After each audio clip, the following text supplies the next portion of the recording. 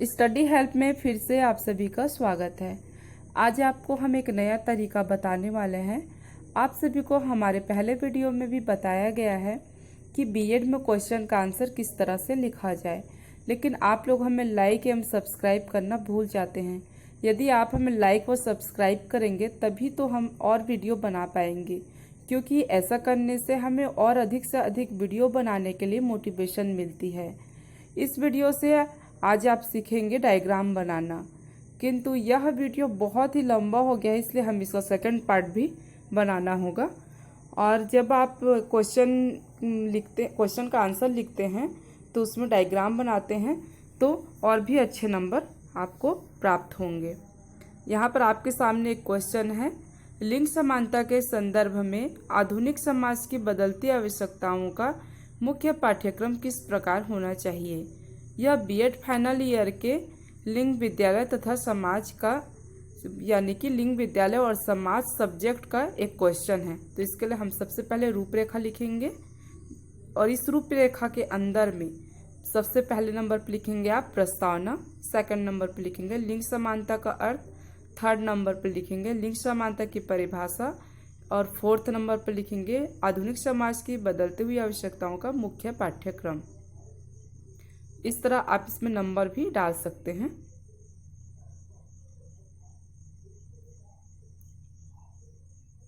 Fifth number पर लिखेंगे लिंग समानता के लिए शैक्षिक उद्देश्य और सिक्स नंबर पर लिखेंगे निष्कर्ष।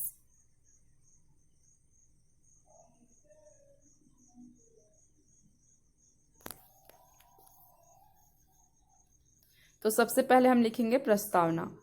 भारतीय समाज में वर्षों से जाति, धर्म तथा वर्ग आदि के आधार पर अनेक प्रकार के भेदभाव व्याप्त हैं। ऐसा ही एक भेदभाव है लिंग भेदभाव।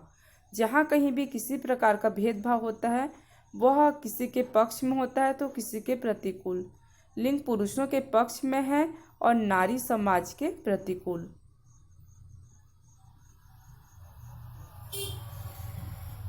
नारी हमारे समाज का आधा भाग है, उसे किसी प्रकार से भी वंचित करना राष्ट्रीय विकास को अवरुद्ध करना है। इस संदर्भ में स्वामी विवेकानंद का यह कथन उल्लेखनीय है, जब तक महिलाओं की स्थिति नहीं सुधरती विश्व के कल्याण का कोई अवसर नहीं है। एक पक्षी के लिए एक पंख से उड़ना संभव नहीं है।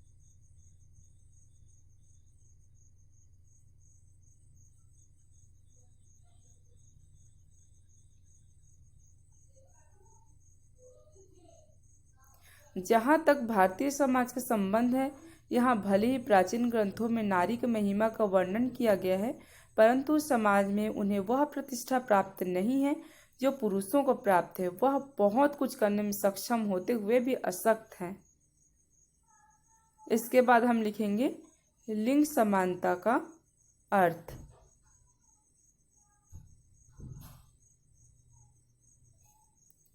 लिंग समानता को समझने के लिए हमें लिंग व समानता इन दोनों शब्दों के अर्थ को समझना होगा। लिंग का अर्थ है स्त्री व पुरुष का जन्नेंद्रियों के साथ जन्म लेना।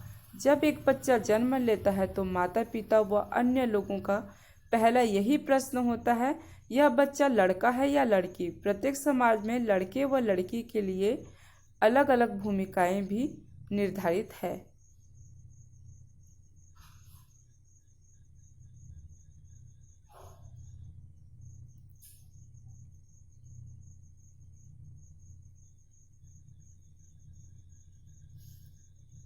उनमें अलग अलग प्रकार के गुणों व व्यवहारगत विशेषताओं की अपेक्षा की जाती है, जैसे पुरुष के लिए दबंग व शक्तिशाली तथा लड़की के लिए डरपोक व लज्जाशील होना।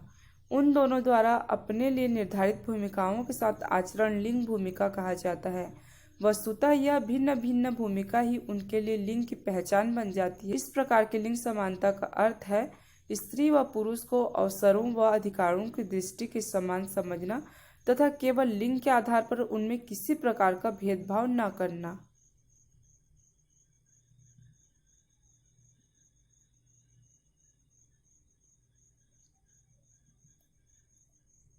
अब हम लिखेंगे लैंगिक समानता की परिभाषा।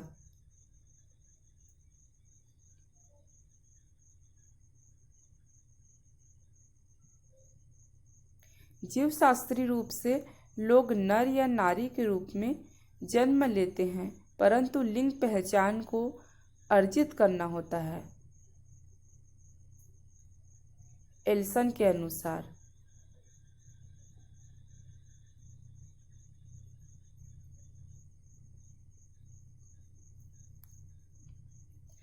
आपके सामने यह आधुनिक समाज की बदलती हुई आवश्यकताओं का मुख्य पाठ्यक्रम का एक डायग्राम बना हुआ है। यह डायग्राम इस वीडियो में बनाना थोड़ा असंभव था, इसलिए मैंने इसे अपने नोट्स से फ़ोटो खींच कर डाल दिया है। तो आप देख सकते हैं इस तरह से आप इसका जो टॉपिक है मुख्य पाठ्यक्रम उसे बीच में लिखकर इससे रिलेटेड जो भी टॉपिक है उसे इसके चारों तरफ लिख देंगे। इसी तरह के आप और भी इसी तरह से आप अपना कोई से भी डायग्राम बना सकते हैं और इसमें अपने टॉपिक को लिखकर उसे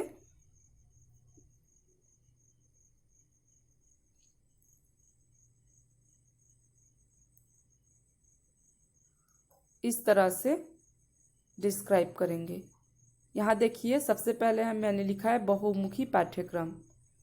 इसके अंदर में लिखना है हमें आधुनिक बदलती हुई समाज की आवश्यकता के अनुसार मुख्य पाठ्यक्रम बहुमुखी होना चाहिए, जिससे समाज में बालक बालिकाओं के सभी दिशाओं में विकास हो पाएगा। बहुमुखी पाठ्यक्रम में बालक बालिकाओं के मानसिक, नैतिक, शारीरिक विकास के लिए ऐसे विषयों का प्रावधान होना चाहिए जिससे वह सहभागी क्रियाओं में सामूहिक रूप से भाग ले सकें, वह कुशल नागरिक बन सकें।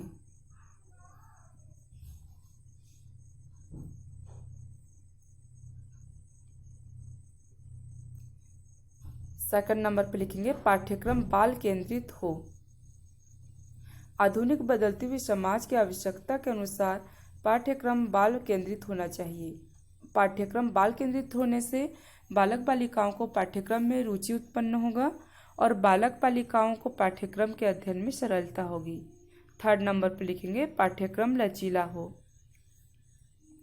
आधुनिक बदलती हुई समाज की आवश्यकता के अनुसार बालक बालिकाओं का पाठ्यक्रम लचीला होना चाहिए, जिससे बालकों में पाठ्यक्रम के प्रति रुचि उत्पन्न किया जा सकता है।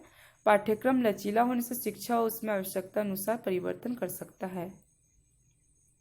अब लिखेंगे लड़के लड़कियों के समाज के समान विषय हो।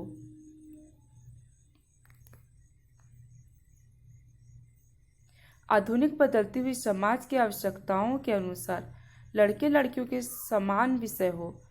उनके पाठ्यक्रम में कोई भिन्नता नहीं होनी चाहिए। सभी विषयों पर बालक बालिकाओं को समान शिक्षा दिया जाना चाहिए और उनको विषय चयन करने की भी समानता होनी चाहिए। लड़कियों को भी गणित, मैकेनिकल, इलेक्ट्रिकल आदि विषयों का चयन करने की स्वतंत्रता होनी चाहिए। इसी तरह हम अगला टॉपिक लिखेंगे पाठ्यक्रम सामाजिक एवं सांस्कृतिक भावनाओं का विकास करने वाला हो। इसके लिए हम आगे का एक और वीडियो बनाएंगे।